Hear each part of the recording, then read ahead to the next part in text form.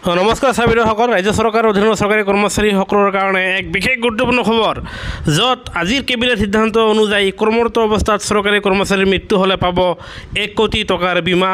আনহাতে কৰ্মচাৰীসকলৰ যদিহে স্থায়ীভাৱে যদি কোনো অংগ আপোনাৰ পাৰ্মানেণ্ট ডিচেবিলিটি হয়, তেনে ক্ষেত্ৰতো তেওঁলোকে 1 কোটি টকা লাভ কৰিব। আনহাতে আধা ডিচেবিলিটি হ'লে 80 লাখ টকা লাভ কৰিব। আৰু স্বয়ং মুখ্যমন্ত্ৰী মহোদয়ে কি কৈছে এয়া নিজ মুখেৰে শুনক। ৰাজ্য চৰকাৰৰ কোনোবা কৰ্মচাৰী দুৰ্ঘটনাত নিহত হ'লে 1 কোটি টকা পৰিয়াললৈ তেওঁলোকে ইন্সুৰেন্স প্ৰিমিয়াম হিচাপে আগবঢ়াব।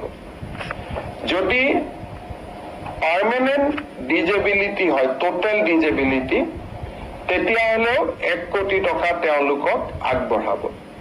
আৰু যদি পাৰ্চিয়েল ডিজেবিলিটি হয়, তেতিয়াহ'লে 80 লাখ টকা আগবঢ়াব। সেয়েহে গুৰুত্বপূৰ্ণ ভিডিঅ'টো আপোনালোকৰ আন বন্ধুবৰ্গলৈ নিশ্চয় শ্বেয়াৰ কৰিব।